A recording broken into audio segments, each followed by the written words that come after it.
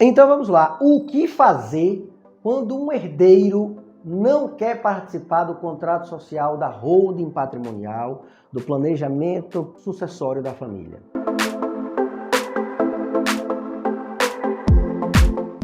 Antes, eu vou pedir apenas para que a gente faça a nossa chamada da exclusão.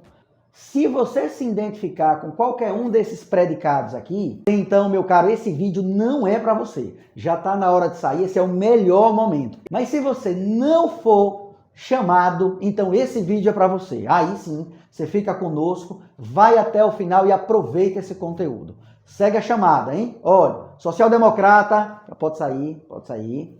Comunista, aí já pode sair também, não serve, não vai servir pra gente.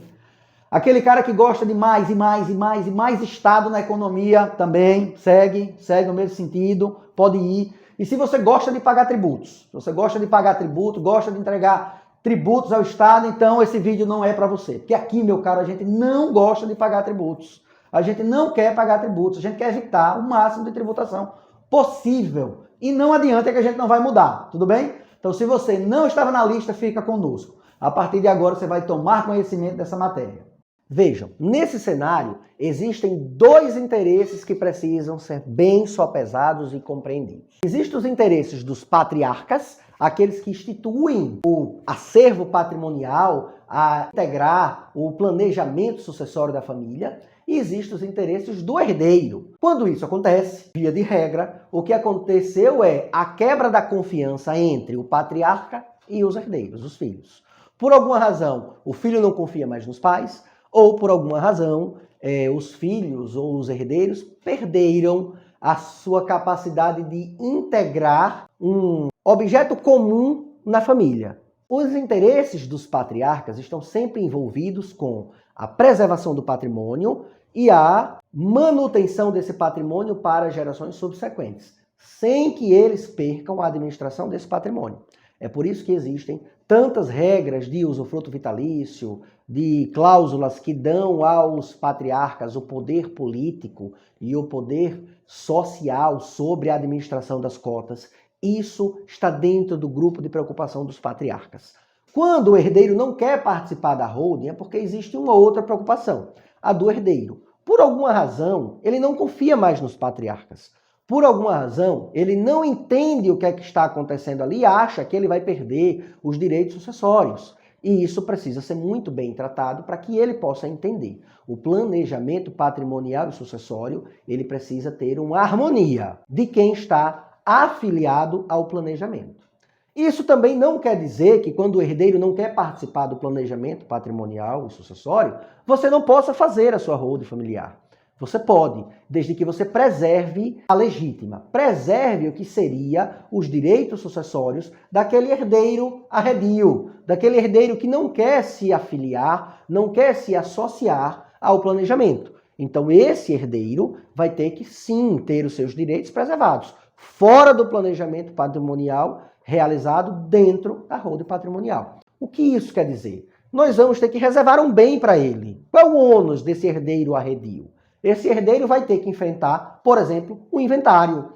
Ele vai ter que pagar o ITBI, ele vai ter que pagar honorários de advogado, ele vai ter que pagar escrituras públicas de registro de imóveis nos cartórios, ele vai ter que pagar custas e emolumentos, ele vai ter que pagar custas judiciais. Então ele que não quis se afiliar ao planejamento patrimonial e sucessório, ele vai suportar todos esses ônus. E tem algum problema?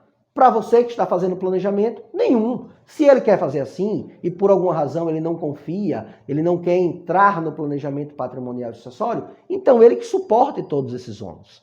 Esses ônus não são suportados por você, instituidor do patrimônio. Não são suportados pela holding, que é a detentora do patrimônio. No momento que o instituidor do patrimônio venha a faltar, existem cotas sociais que serão distribuídas entre os herdeiros que participam do planejamento sucessório.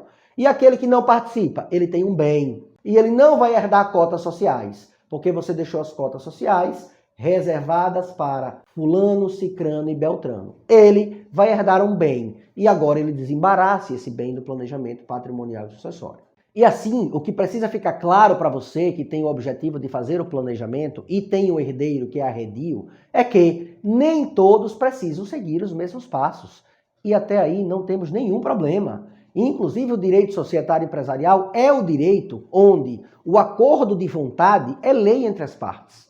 Vocês no direito empresarial podem fazer tudo o que vocês prescreveram em contrato e que são objetos lícitos. Então, preservando as cotas patrimoniais do herdeiro arredio, tudo mais pode ser pactuado num contrato social, num acordo de cotistas. Isso não inviabiliza o seu planejamento patrimonial e sucessório, e muito menos a postergação desse patrimônio para gerações subsequentes. Imagine que, administrando o que seria o patrimônio legítimo desse herdeiro arredio, você poderá, mesmo assim, instituir um patrimônio que não poderá ser vendido.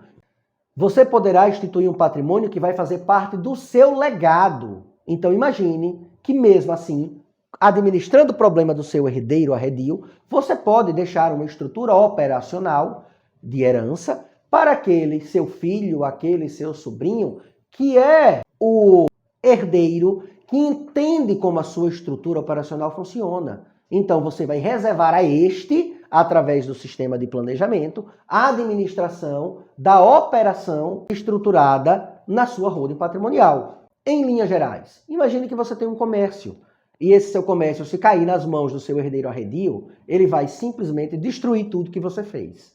E o seu patrimônio foi adquirido através desse comércio.